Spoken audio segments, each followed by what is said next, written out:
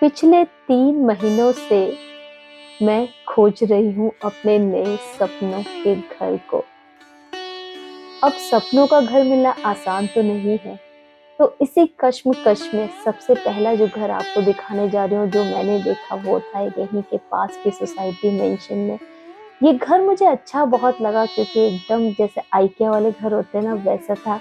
और यहाँ का बेस्ट पार्ट था गोल्फ कोर्स का जो व्यू आ रहा था, लग रहा था जैसे कि आप किसी हिल स्टेशन पे हो। बट यहाँ पे ना जो किचन था वो एकदम ड्राइंग रूम में ही राइट साइड में था। एंड यहाँ पे स्टोरेज ना होने की वजह से मुझे इसका डिसीजन लेने में थोड़ा टाइम लगा। इसके बाद आते हैं हम अपने दूसरे सपनों के घर को देखने। यहाँ स्विमिंग पूल का एरिया और नीचे का एरिया बहुत ही सुंदर था। जैसे हमने यहाँ पे एंट्री की, ये घर पहली बार ही रेंट में जा रहा था, लेकिन इसका किचन ना बहुत ही छोटा था। यहाँ पे ना वैसे भी लोग घर पे खाना कम बनाते हैं, तो किचन के साइजेस इंडिया के कंपैरिजन बहुत ही छोटे होते हैं। घर बड़ा सुंदर था, लेकिन किचन की वजह से और कुछ एक दो कारण की वजह से मेरे को डिसीजन लेने में यहाँ पे भी टाइम लगा। चारों तरफ हरियाली थी और इन दोनों घर का जो व्यू था बिल्कुल सच में हिल स्टेशन से कुछ कम ना था। और यहाँ पे ना मान्या का फेवरेट स्विमिंग पूल का नज़ारा तो देखते ही बन रहा था। और यहाँ पे हरियाली चारों तरफ बहुत ही ज़्यादा, ये नारियल के पेड़ लगे थे और उसके साथ साथ घर में स्टोरेज भी काफ़ी अच्छा था। और मान्या का सेकंड फेवरेट यहाँ पे बाथटब लगा था। वो बड़ी खुश थी, लेकिन हाँ किचन बहुत ही छोटा होने के कारण इसको भी हमने रखा अपने लिस्ट में कि देखेंगे बाद में। और यहाँ सबसे बेस्ट पार्ट क्या था, हर फ्लोर में घर के जस्ट सामने ही पार्किंग एरिया था।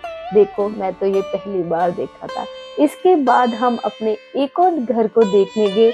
ये घर मेरी ही सोसाइटी में था, लेकिन ये घर ना थर्ड फ्लोर में होने के कारण थोड़ा सा रोशनी यहाँ पे कम आ रही थी। और जितनी भी एक्टिविटी होती रहेगी ना इस स्विमिंग पूल में, वो सब आपको सैटरडे संडे बिल्कुल सुनाई देने वाली है, क्योंकि थर्ड फ्लोर होने के कारण ना यहाँ पे अंधेरे के साथ साथ आवाजें भी काफी आएंगी। फिर भी ये घर मुझे अच्छा लगा था क्योंकि इसका स्ट्रक्चर बिल्कुल वैसा ही था जैसे मेरे पहले वाले घर का था। अब आते हैं हमारे लास्ट वाले घर को। जब मैं इस घर में एंट्री की, मुझे कुछ पॉजिटिव फीलिंग आई क्योंकि ये घर एकदम ब्राइट था। और ये था यहाँ का ड्राइंग रूम।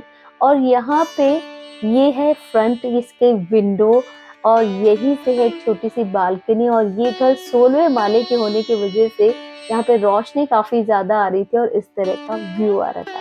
हाँ जरूर, पिछले घर के जैसा व्यू नहीं था, लेकिन कहीं ना कहीं कुछ ना कुछ चीजें प्लस माइनस होती हैं, तो उन सबको छोड़ के आगे बढ़ना है। ये था इस घर का बेडरूम, जो कि प्यारा सा था।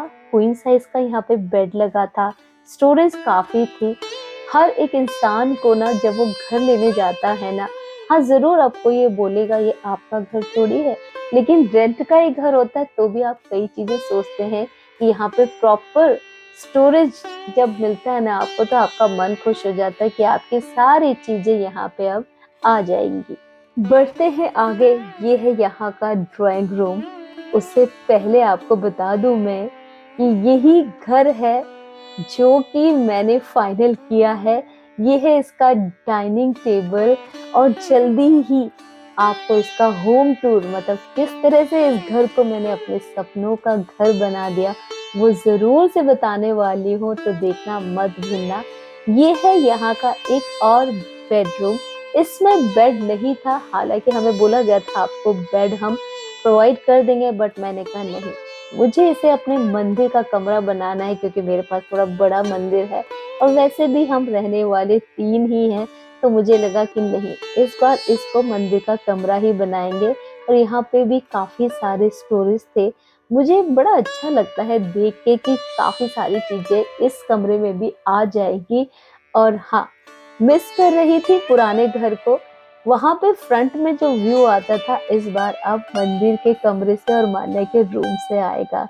और ये फाइनल किया है मेरी बेटी का रूम, क्योंकि यहाँ पे रोशनी होने के साथ-साथ ना काफ़ी सारी चीज़ें वो रख सकेगी। स्टडी टेबल है, उसका आराम से अपनी बुक्स आ जाएँगे और उसके साथ-साथ काफ़ी सारी चीज़ें। अब हम गृहिणियों का जो मेन होता है ना वो है किचन।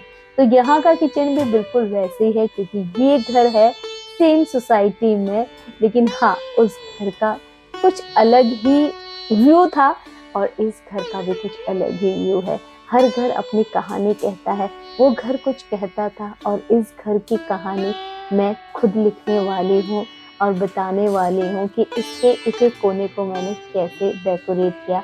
ये है यहाँ का वॉशिंग एरिया, पूरा वॉशिंग एरिया है, इसके साथ-साथ ही यहाँ पे एक अटैच बाथरूम भी है। अगर आप मेड रखते हो तो मेड को आप वो बाथरूम दे सकते हो। और यहाँ पे ये किचन और ये ड्राइंग रूम।